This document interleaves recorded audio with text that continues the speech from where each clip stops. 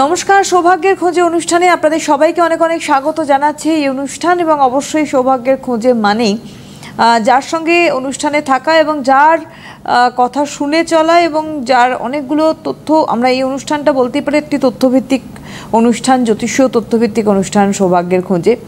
বেশ কিছু জ্যোতিষীয় বিষয় নিয়ে আমাদের এখানে থাকে আলোচনা এবং অনেকগুলো কমন প্রশ্ন আমাদের মনে জাগে, যেগুলো তারই কিন্তু একটা সম্মুখ ধারণা এখান থেকে দেওয়ার চেষ্টা করা হয়। এবং বিশেষ করে যিনি থাকেন আমাদের এই সৌভাগ্যের খোঁজে অনুষ্ঠানে, যার অভ্যর্থ প্রতিকার প্রতিবিধানের প্রেডিকশনের মাধ্যম দিয়ে মানুষ কিন্তু আজকে সেটা পেয়ে আজকে সফল এবং তাদের স্বপ্ন তারা পূরণ করতে পেরেছে। তাদের একেবারেই কাল্পনিক যে চিন্তাভাবনা, যেটা ভেবেছিল এককালে তারা করতে পারবেন কি পারবেন না, সেটা কিন্তু বাস্তবিক হয়েছে। যে কোনো ক্ষেত্রে, সেটা এডুকেশন হোক, সেটা ক্যারিয়ার হোক, সেটা সামগ্রিক আর্থিক উন্নতি হোক, দাম্পত্য সমস্যার সমাধান, সব কিছু বা বিয়ে, সব কিছুর ক্ষেত্রে কিন্তু সমাধানের রাস্তা অবশ্যই। আজকে যে বিষয়বস্তু নির্বাচন করা হয়েছে তা অত্যন্ত গুরুত্বপূর্ণ। অনেকেই প্রশ্ন করে থাকে যে এই যে বিয়ের আগেই মাঙ্গলিক দোষ বিচার করা ইত্যাদি ইত্যাদি, প্রশ্নটা এখান থেকে শুরু। কেন মাঙ্গলিক দোষের বিচার হয় বিয়ের আগে আমরা জানবো। আমাদের সঙ্গে অবশ্যই উপস্থিত রয়েছেন সৌভাগ্যের খোঁজে অনুষ্ঠানে বাকসিদ্ধ মাতৃসাধক জ্যোতিষী রাজদেব শাস্ত্রী। অনেক স্বাগত অনুষ্ঠানে আসার জন্য। নমস্কার। প্রথমেই আমার পিতামাতার চরণে প্রণাম জানাই এবং আমার আরাধ্য দেবী মা তারার চরণে প্রণাম জানাই এবং সিটিভিএন এর সমস্ত দর্শক বন্ধুদের প্রণাম জানিয়ে আজকের অনুষ্ঠান শুরু করছি। আপনারা রয়েছেন সরাসরি রাজদেব শাস্ত্রীর সঙ্গে এই মুহূর্তে কথা বলতে। ফোন করুন, আমাদের ফোন নাম্বার 6292242341, 6292242342, এই দুটি ফোন নাম্বারে ফোন করুন আপনাদের জিজ্ঞাসা এবং প্রশ্ন নিয়ে। যেই কথাটা দিয়ে শুরু করলাম যে বিয়ের ক্ষেত্রে আমরা ম্যান্ডেটরি দেখি যে মাঙ্গলিক দোষ বিচার, এখানে প্রশ্ন হচ্ছে কেন আমরা মাঙ্গলিক দোষ বিচার করব বিয়ের আগে? হ্যাঁ, ব্যাপারটা হচ্ছে যে মাঙ্গলিক দোষ কাকে বলে, আগে প্রথমে এই বিষয়টা জানতে হবে। একটা জন্মকুণ্ডলী যখন আমরা খুলি, সেই জন্মকুণ্ডলীতে দেখা যায় যে লগ্ন, চতুর্থ, সপ্তম এবং অষ্টম এবং দ্বাদশে যদি কখনো মাঙ্গলিক দোষ থাকে এবং দক্ষিণ ভারতীয় মত অনুসারে দ্বিতীয় ভাবেও যদি মঙ্গল অবস্থান করে, সেই সাপেক্ষে কিন্তু মাঙ্গলিক দোষ হয়। মাঙ্গলিক দোষ অনেকভাবে হয়, যেমন লগ্ন সাপেক্ষে হয়, চন্দ্র সাপেক্ষে হয় এবং অনেক সময় শুক্র সাপেক্ষেও হয়ে থাকে। এই যে মাঙ্গলিক দোষ, বিশেষ করে লগ্ন সাপেক্ষেই যদি বলি, লগ্ন, দ্বিতীয়, চতুর্থ, সপ্তম, অষ্টম এবং দ্বাদশ, এই ঘরগুলিতে যদি মঙ্গল গ্রহ অবস্থান করে, এই অবস্থান ভেদে জাতক জাতিকার জীবনে মাঙ্গলিক দোষ হয়। এটা কম বেশি অনেকেই জানে। জ্যোতিষী মানে অনেকেই এখন টিভি অনুষ্ঠান দেখতে দেখতে অনেকেই জ্যোতিষ বিষয় নিয়ে অনেক কিছুই অনেকেই জানেন। তবে নতুনত্বের বিষয় কি বা এর মধ্যে কি গুরুতত্ত্ব লুকিয়ে আছে, মানে ব্যাপারটা হচ্ছে মাঙ্গলিক দোষটা হলো বিবাহের আগে অনেকেই বলছে, জানতে চায় যে পাত্রীর মাঙ্গলিক দোষ আছে কিনা। দেখবেন পেপারে, হ্যাঁ, এবং বিভিন্ন পত্রিকায় বা সবসময় কিন্তু লেখা থাকে মাঙ্গলিক পাত্র চাই বা মাঙ্গলিক। এখন ম্যাট্রিমনি সাইডেও কিন্তু এই বিষয়টা কিন্তু দেখা যায়, অনেকেই কিন্তু প্রশ্ন করেন, অনেকেই বলেন এই মাঙ্গলিক। তো কেন মাঙ্গলিক বিচার করার প্রয়োজনীয়তা আছে, এটা হচ্ছে এখানে মূল বিষয়। সেই বিষয় নিয়ে আমি দর্শক বন্ধুদের কিছু তথ্য দেব যেগুলো আপনারা জানবেন। তো ব্যাপারটা হচ্ছে যে মাঙ্গলিক দোষ যাদের হয়, বিশেষ করে পাত্রীর ক্ষেত্রেই আমি প্রথমে বিচার্য বিষয়ের ক্ষেত্রে আমি বলছি। যদি কোনো পাত্রীর মাঙ্গলিক দোষ হয়, তবে দেখা যায় যে সে কিন্তু কেরিয়ারের দিকে বিশেষ করে তার কিন্তু কিছু উন্নতি হলেও দেখা যায় যে যদি মাঙ্গলিকটা পাত্রের না থাকে, সেক্ষেত্রে বিবাহ পরবর্তীকালে কিন্তু সমস্যা আসার সম্ভাবনা থাকে। তো অনেকেই বলেন যে মাঙ্গলিক আমি কাটাবো না বা মাঙ্গলিক দোষ কাটানোর কি প্রয়োজনীয়তা আছে, দরকার নেই, আমি মাঙ্গলিক দোষ না কাটিয়েই বিয়ে দিলাম। কিন্তু দেখা যায় হয় এর পরিণাম আমরা আসবো একজন বন্ধু রয়েছে। হ্যাঁ, আচ্ছা, আমরা এটা নিয়ে আসবো। একজন বন্ধু রয়েছেন, দেখে নেবো আমরা আগে। হ্যালো, নমস্কার। আপনার দুজনকে নমস্কার। নমস্কার, কে বলছেন? আমি নদিয়া থেকে বলছি। নদিয়া থেকে বলছেন? হ্যাঁ, নদিয়া। কার সম্বন্ধে জানবেন? নিজের সম্পর্কে। নাম আপনার? আমার নাম প্রীতম বিশ্বাস। আচ্ছা, অনুষ্ঠান দেখা হয়? হ্যাঁ, আমি রাজীব শাস্ত্রী অনুষ্ঠান দেখি, আর চেষ্টা করার পর লাইনটি পেলাম। আচ্ছা, বলুন ডেট অফ বার্থ। হ্যাঁ, 7ই সেপ্টেম্বর 1991। 7ই সেপ্টেম্বর 91। সময় কি? 91, টাইম বলুন। সময় হচ্ছে সকাল 11:28। 11:28 সকাল? হ্যাঁ, সকাল 28। হ্যাঁ, 28। জন্মস্থান কোথায়? নদিয়া? জন্মস্থান নদিয়া। নদিয়া, আচ্ছা, দাঁড়ান একটু ওয়েট করুন, দেখতে দিন ওনাকে। হ্যাঁ, সেদিন কি শনিবার ছিল? জন্মবার শনিবার, একটু উত্তর দিন। জন্মবার শনিবার। হ্যাঁ, উত্তর দিতে হবে। লগ্ন হচ্ছে বৃশ্চিক লগ্ন, রাশি হচ্ছে সিংহ রাশি, মখা নক্ষত্র। জানা আছে? হ্যাঁ, এটা জানা আছে। আচ্ছা, এখানে যেটা দেখা যাচ্ছে, আচ্ছা আচ্ছা দেখতে পাচ্ছি লগ্ন অনুরাধা নক্ষত্র বসে আছে, চন্দ্র সিংহ রাশি ঘরে মঘা নক্ষত্রে বসে আছে। আচ্ছা, লগ্নের দ্বিতীয় রাহু, তৃতীয় শনি, চতুর্থ পঞ্চম ষষ্ঠ সপ্তম অষ্টমে কেতু। আচ্ছা, নবম দশম স্থানে কর্মভাবে বৃহস্পতি আছে, এখানে কেন্দ্রভাবে বৃহস্পতি হয়ে গেল। আচ্ছা, আপনি দেখতে পাচ্ছি আপনি আর্টস নিয়ে কিছু না কিছু পড়াশোনা করেছেন। হ্যাঁ, আমি আর্টস নিয়ে কিছু না কিছু পড়াশোনা করেছেন। বিশেষ করে আপনার কেরিয়ার নিয়ে মূলত প্রশ্ন থাকার কথা। হ্যাঁ, কেরিয়ার কবে, বিশেষ করে আপনার কেরিয়ার চাকরি না ব্যবসা, কি করবেন এই নিয়ে কি আপনার প্রশ্ন? হ্যাঁ, এই নিয়ে প্রশ্ন। আচ্ছা, বিশেষ করে যেটা দেখতে পাচ্ছি আপনার কিন্তু এখনো পর্যন্ত কিন্তু যেহেতু দ্বিতীয়ভাবে রাহু অবস্থান করছে, এখনো পর্যন্ত কিন্তু কেরিয়ার কিন্তু আপনার খুব একটা ভালোভাবে কিন্তু জমে ওঠেনি, বুঝতে পেরেছেন? আপনি কিন্তু যথেষ্ট জ্ঞানী, শিক্ষিত, হ্যাঁ, এবং অধ্যাবসায় আপনার মধ্যে যথেষ্ট বেশি আছে, হ্যাঁ, এবং আপনার যেটা দেখতে পাচ্ছি একটা কিন্তু চাকরি পাওয়ার কিন্তু একটা সম্ভাবনা কিন্তু কুণ্ডলিতে আমি দেখতে পাচ্ছি, স্থায়ী চাকরি। কিন্তু ব্যাপারটা হচ্ছে যে স্থায়ী চাকরি পাওয়ার সম্ভাবনা থাকলেও বর্তমান পরিস্থিতিতে কিন্তু আপনার সেভাবে কিছু হয়ে উঠছে না, এটাই কিন্তু আপনার প্রশ্ন, তাই তো? হ্যাঁ, এটাই প্রশ্ন। হ্যাঁ, কিন্তু ব্যাপারটা হচ্ছে যে আপনার জন্মকুণ্ডলিতে সেকেন্ড হাউসে যে রাহু বসে আছে এবং অষ্টমে কেতু, এই দুটো জায়গা কিন্তু ডিস্টার্ব, বুঝতে পেরেছেন কি বলছি? এই জায়গাটা যতক্ষণ না ঠিকঠাক করবেন ভালো কেরিয়ার হতে চাইবে না। আরেকটা কথা আমি বলে রাখি, আপনার কিন্তু চোটাঘাত অ্যাক্সিডেন্টাল যোগ আছে, বুঝতে পেরেছেন কি বলছি? গাড়ি ঘোড়া থেকে কিন্তু সাবধানে থাকবেন। হ্যাঁ, এটা হচ্ছে আমি বলবো। হ্যাঁ, বলুন, আপনি কি জানতে চান? আমি মেনলি সরকারি চাকরির জন্য বিভিন্ন রকম পরীক্ষা দিচ্ছি, আমার কি এর মধ্যে হবে কোনো কিছু? দেখুন, একটা কথা আমি বলছি যে একটা স্থায়ী কোনো সম্ভাবনা রয়েছে, চাকরির সম্ভাবনা রয়েছে, স্থায়ী সম্ভাবনা রয়েছে, কিন্তু ব্যাপার হচ্ছে যে যেহেতু দ্বিতীয়ভাবে রাহু অবস্থানের জন্য এই জায়গাটা একটু আপনাকে দেখিয়ে নেওয়ার পরামর্শ দেব, ঠিক আছে? কথা বলে নিতে পারেন আপনি, বুকিং নাম্বার যাচ্ছে সেই নাম্বারে তাহলে হয়ে যাবে। মোটামুটি 27-28 সালের মধ্যে একটা ভালো চাকরির সম্ভাবনা রয়েছে। সেটা আমরা তো এখানে সরকারি বেসরকারি বলতে পারি না, এখানে সরকারের এখন কি কন্ডিশন সেটা আপনারা নিজেরাও জানেন, যারা যদি খবরের নজর থাকে। সুতরাং আপনার প্রয়োজন হলে আপনি বুকিং নাম্বারে যোগাযোগ করুন। দেখুন স্ক্রিনে যাচ্ছে, আমি একটু বলে দিচ্ছি, 89067067 83407 7384617051 দুটো বুকিং নাম্বার যাচ্ছে, আপনি যোগাযোগ করে নিন। আর চেম্বার্স অবশ্যই স্ক্রিনেও যাচ্ছে, আমরা একটু বলেও দিই, যখন আমি বলছি চেম্বার্সগুলো একটু একবার বলে দিই আমি, তারপর আমরা আলোচনা যাচ্ছি। প্রথমত বলি, একদম আগামী মঙ্গলবার 1 জুলাই কোচবিহারে চেম্বার রয়েছে রাজদীপ শাস্ত্রীর। পরের দিন 2 জুলাই গুয়াহাটি থাকছেন রাজদীপ। 3 জুলাই জলপাইগুড়ি চেম্বার রয়েছে। 4 জুলাই শিলিগুড়ি। 5 জুলাই কিন্তু তারাপীঠে গ্রহদোষ খণ্ডনের জন্য যোগ্য থাকছে এবং থাকছেন রাজদীপ শাস্ত্রী, সেটা কিন্তু 5ই জুলাই তারাপীঠে থাকছেন। আপনারা এখন থেকে কিন্তু আগাম যোগাযোগ করতে পারেন বুকিং করার জন্য। আর 8 জুলাই 8ই জুলাই মেদিনীপুর চেম্বার, 9 জুলাই চুঁচুড়া, 10 জুলাই বর্ধমান চেম্বার, 11 জুলাই দুর্গাপুর, 12 জুলাই আসানসোল, 14 জুলাই দমদম চেম্বার, 15 জুলাই রানাঘাট আর 16 জুলাই মালদায় চেম্বার রয়েছে। এবং বুকিং নাম্বার বললাম একটু আগে, এখানে আপনাদের বুকিং করতে হবে। ব্যাপারটা হচ্ছে যে মাঙ্গলিক দোষ নিয়ে এটা বলছিলাম, তো ব্যাপারটা হচ্ছে মাঙ্গলিক কিন্তু মানে অনেক সময় হয় কি, বা পাত্রপাত্রী দেখা হলো, খানিকটা ম্যাচ করিয়ে নিয়ে দেখা গেলো পূর্ব পরিচিত আছে। আমি একটা ঘটনা আপনাদের সকলের সামনে বলবো। আমি একজনকে বলেছিলাম যে মাঙ্গলিক দোষ রয়েছে, পাত্রীর মাঙ্গলিক দোষ রয়েছে, সেক্ষেত্রে আমি বললাম যে এই বিবাহটা আপনি কোনোভাবেই দেবেন না।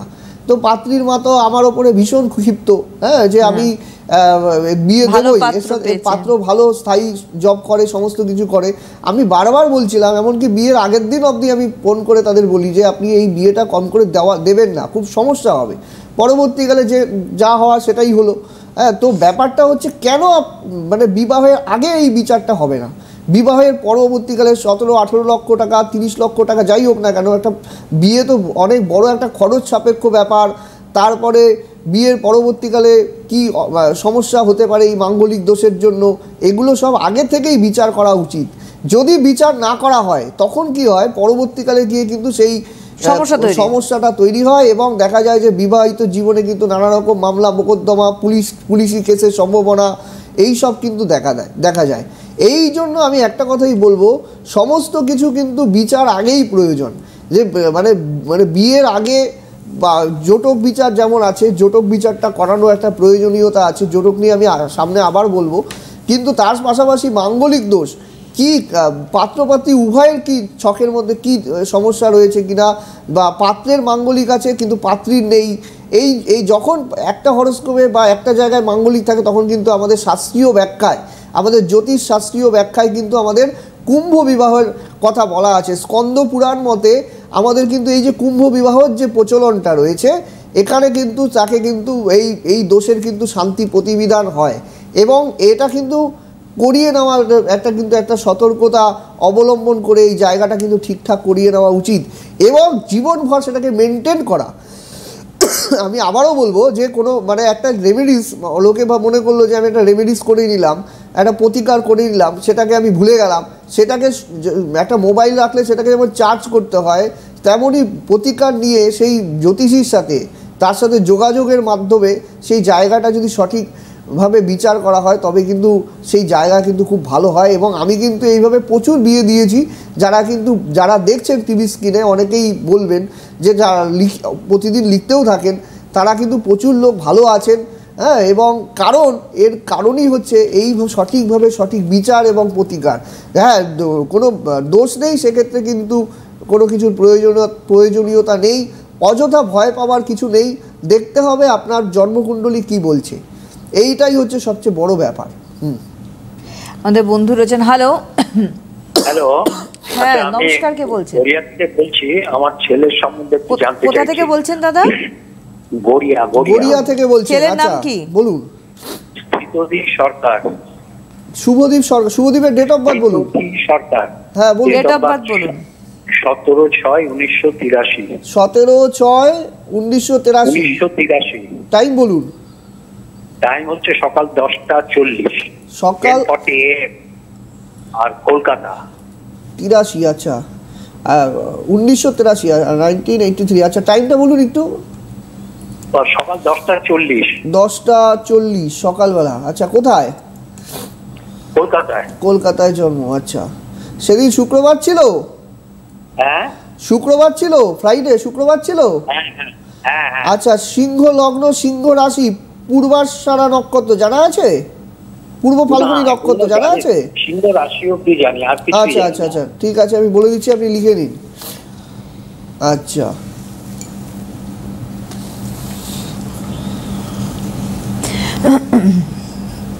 আচ্ছা, যেটা দেখতে পাচ্ছি আপনার লগ্নের দ্বিতীয়, লগ্নে চন্দ্র, দ্বিতীয় তৃতীয় শনি। আচ্ছা, চতুর্থে বৃহস্পতি বসে আছে। আচ্ছা, চতুর্থে বৃহস্পতি বসে আছে। আচ্ছা, ছেলে কি টেকনিক্যাল এডুকেশন করেছে? হ্যাঁ, টেকনিক্যাল এডুকেশন করেছে। হ্যাঁ, ইঞ্জিনিয়ার। হ্যাঁ, টেকনিক্যাল এডুকেশন করেছে। ব্যাপার হচ্ছে যে কেরিয়ার এবং বিবাহ নিয়ে প্রশ্ন আপনার থাকার কথা, তাই তো? 83। হ্যাঁ, আর ফ্যামিলি লাইফ। হ্যাঁ বলুন। ফ্যামিলি লাইফটা জানতে চাই। আর দেখুন, একটা কথা আমি বলি, আপনার ছেলের বিবাহ পতি হচ্ছে সপ্তম পতি, সে হচ্ছে স্যাটার্ন, শনি।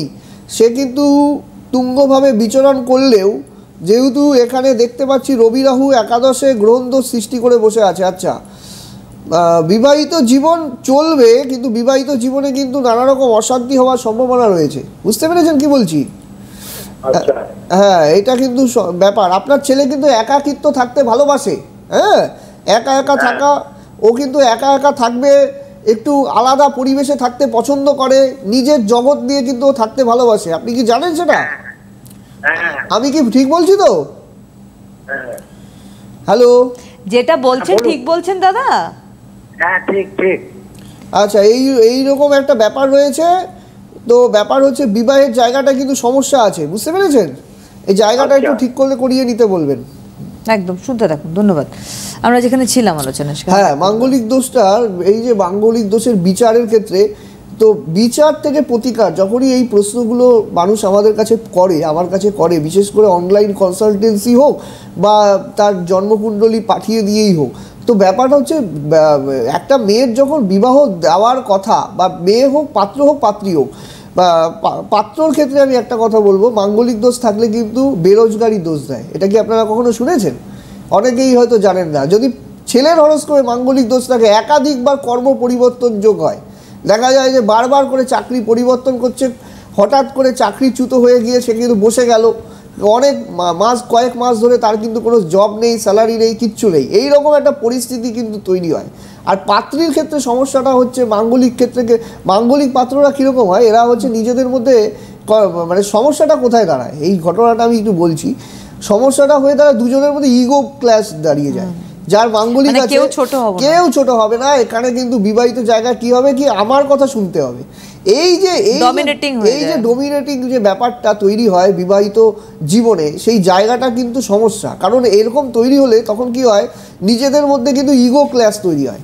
তাতে কিন্তু পরবর্তী বিবাহ পরবর্তী জীবনে, হ্যাঁ, সন্তানাদির ক্ষেত্রে, সমস্ত ক্ষেত্রেই কিন্তু নিজেদের মধ্যে একটা ভুল বোঝাবুঝি, হ্যাঁ, একজন ডান দিক তো আরেকজন বাঁ দিক, এই যে ঘটনাগুলো ঘটে, এটা কিন্তু মাঙ্গলিক দোষের প্রভাবে কিন্তু হয়ে থাকে।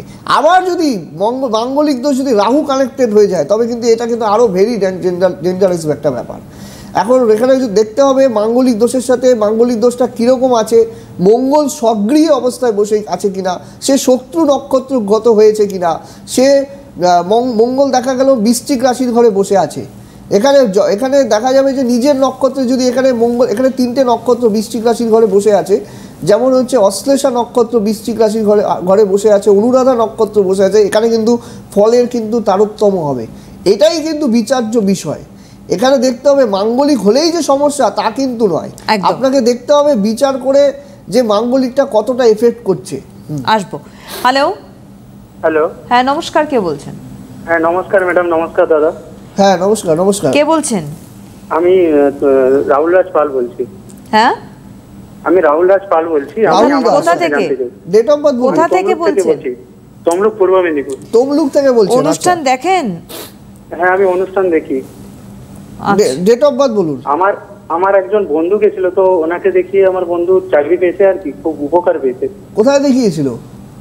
হ্যাঁ, কোথায়, কোন চেম্বারে দেখিয়েছিল? কলকাতা চেম্বারে। আচ্ছা আচ্ছা আচ্ছা, বলুন ডেট অফ বার্থ বলুন। আচ্ছা, ডেট অফ বার্থ? আমার ডেট অফ বার্থ হচ্ছে 18ই সেপ্টেম্বর 1999। 18ই সেপ্টেম্বর 1999, তাই বলুন। সময় সন্ধ্যে 6:52। সন্ধ্যে 6:52। আচ্ছা।